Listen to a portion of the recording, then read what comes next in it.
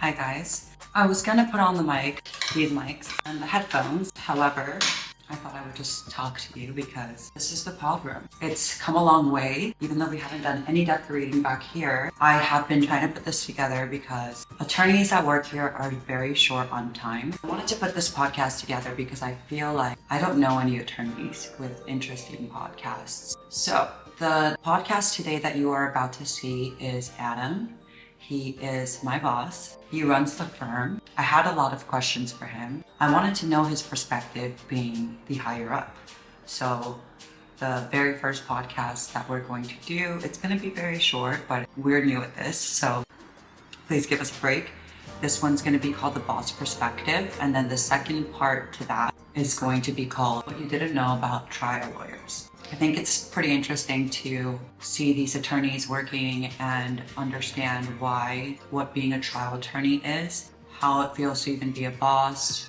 Let us know what you would like to see too. I'm sure you have a lot of questions and thoughts about attorneys. Let's just roll the tape.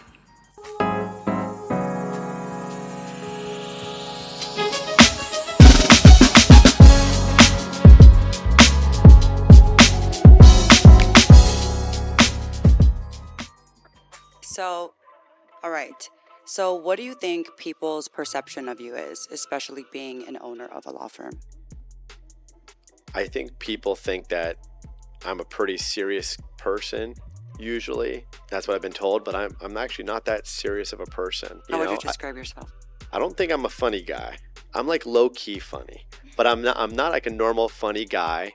I think I'm kind of quiet in certain settings, and I think that I have kind of like a serious like presence at times, and I think that people kind of perceive it as being serious. And but at the end of the day, I'm usually just kind of relaxed and chill and taking things kind of easy, and like to have a good time too. Do you think people's perception of you has changed since you became an owner of a law firm?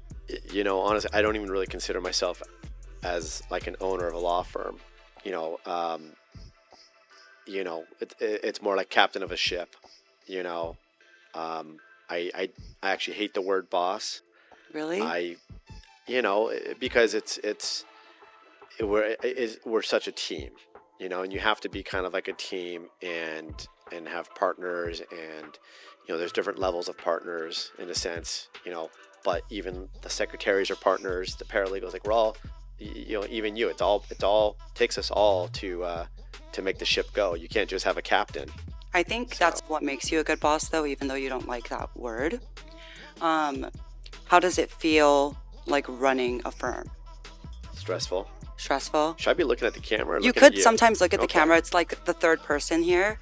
And then you could also look at me too. But essentially, like, this is going to be for people that want to see their bosses and what they're thinking. And also, like, people that want to run their own law firm.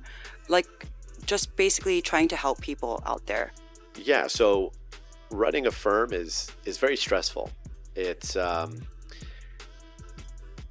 more business and less lawyerly, and I kind of resent it at some times, because what I love doing is being a lawyer and working on cases and taking depositions, doing, mediations, demand writing, and going to trial. That's what I love to do.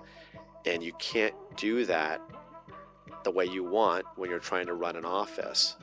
And because I get stuck doing, bookkeeping and trying to bring more cases in and networking and going to events and, simple things from like ordering things on Amazon or whatever. There's just a lot of side stuff, and you end up spending half of your time every day doing this managerial type of work instead of actually doing legal work. And if I had my choice, I would love to just stick to doing the legal work. But that's why you have to have a good team that you trust to do the legal work when you can't. Do you have a favorite employee? I'm gonna take the fifth on that one.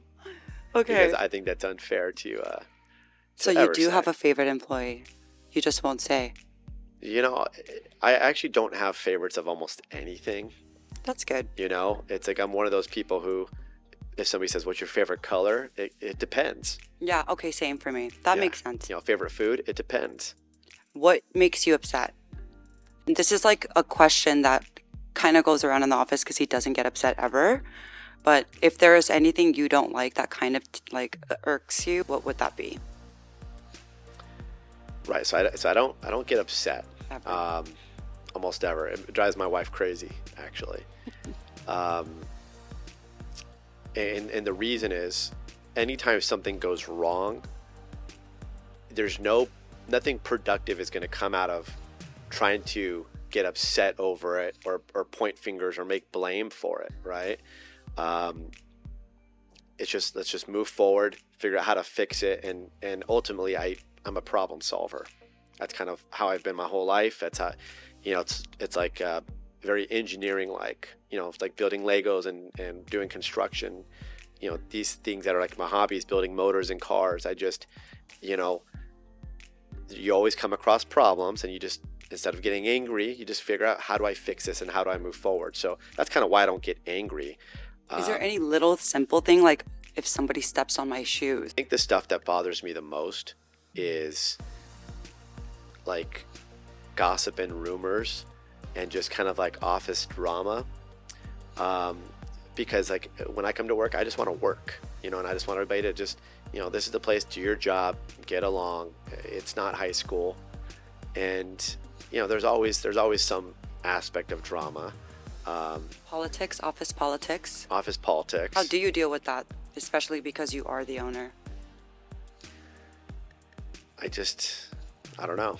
I just kind of hope it goes away and make people talk about it, and and I try to stay out of it as much as I can, because the way drama works is you start talking and you bring it up and you try to fix it, and all you're actually doing is adding fuel to the fire quite often, and if you just kind of ignore it, sometimes it just, Goes away. kind of, it just loses its heat.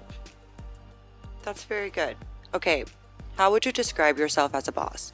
I think that I'm very easy to work with, especially because I don't yell or get angry at the staff, and I'm very accommodating, and you kind of see that even through our schedules, where we tell most of our staff, you could pick when you come in, you could pick when you leave. All we really need to make sure is that you're getting your job done, and let us know and keep us kind of apprised. We care a lot about our staff and their own sanity and their own families and things like that. I have pushed a lot of my staff to go to school, go back to school, whether it was paralegal school or going to law school. I've had 3 secretaries and paralegals, just in the last 3 years, go to law school. That's great. But I think at the same time, because of how easygoing I am, I think that there might be some impression of me that I'm just not the cutthroat type of boss that maybe is needed in this industry, because I know that there's a lot of other bosses in law firms that are just very strict. If you're not getting your work done, or you're making mistakes, really bad mistakes, you're fired. And there's a lot of bosses in the legal industry that are very cutthroat like that, and I usually like to give somebody a second and a third and a fourth and a fifth chance. And it's, I don't know, maybe that's one of my weaknesses, is I see a lot of But do you think potential. you like allow yourself to get taken advantage of? If someone is Yeah, like to not some doing their extent. work and like messing up that many times, wouldn't you have to let them go? I've had to let go several people. I give a lot of chances, a lot of chances. I try to work through problems and try to fix the mistakes and to encourage people to do better. Um, Do you think because you're an attorney, you treat attorneys different than your other staff, or do you treat everyone the same? I do think I treat them different. I think I hold the attorneys to a higher standard, and that kind of comes up a lot in discussing like the dedication, how much time we expect of our employees to be in the office and do certain things, because us as the attorneys, we're here as you've seen a lot of times, very late, 8 o'clock, 9 o'clock at night on a lot of nights. And, sometimes there's comments like, well, why don't we have some of the other staff here? And I've made the comment, look, they're not the attorneys. That we can't expect our secretaries or paralegals to go above and beyond and come on the Saturday or Sundays and help us do certain things, because they're not the lawyers. They're not. The lawyers also make different pay, so Right. it's very different, right? So like Right, and that makes that goes sense. into the Yeah. equation. Of course, it's That like, definitely look, makes more sense. yeah. So Um, there's definitely more pressure on the attorneys. It's their case. It's their bar number. It's their license. It's they're the ones that get blamed at the end of the day, or even sued at the end of the day if they make the mistakes. So, and individually or as a firm?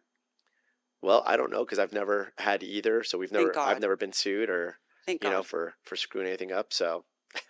That's good. When you know that you found a good employee? So attitude is more important than skill. Dedication and attitude and just wanting to do a good job.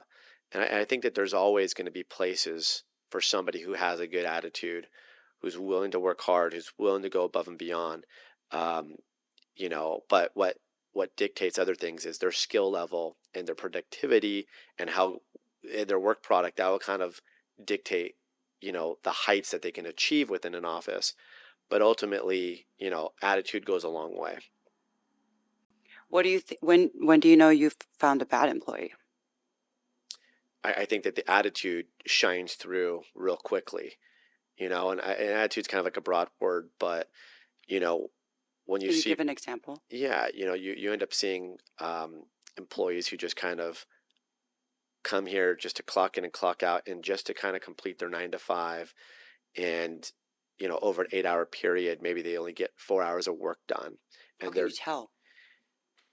well, you can always tell the amount of work because we give them the assignments, we give them what they're supposed to be doing, and we give them deadlines sometimes. We say, look, you need to get this done by this date. And it's a matter of whether stuff gets done on time, what else they're doing, if they're on their phone, if they're, browsing Google or whatever. So you can, Wait, so you watch our histories? what's really funny. That's so crazy. I did not know this. It's not just that. It's not that. But what's really funny is I think a lot of employers have a lot of slack that they give their employees, but we just don't let people know that we know what they're doing, but we see a lot. We see them taking, breaks or on their phones or browsing or shopping, and we see these things. And there's a certain level of it that we just kind of allow it to happen, you know, um, and all those things get taken into account at the end of the day, at the end of the year, and when we're considering their overall value.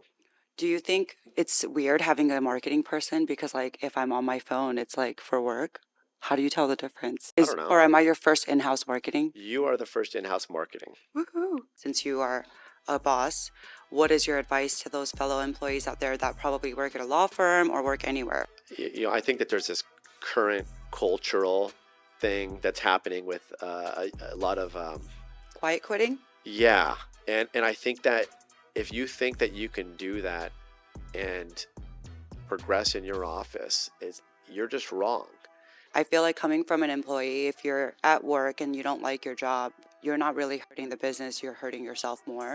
Right. As an employee, if you want, get out there and start kicking some ass and prove to your employers what you're doing, what you're worth, and that you're indispensable. And those are the people who their pay rates are just going to keep climbing. I feel like, but with that said, there is an alarming number of toxic bosses, for sure. We've definitely heard about it. We can't excuse them. We know that they exist. But I think if you are good at what you do, you will shine through for sure with your performance always. Right. But you got to put yourself out there. Over time, it will get noticed for sure. How do you feel? I feel good. That's really good. I think you did really great. I mean, this wasn't your first podcast. I just remembered you had one with other people. Did it feel different?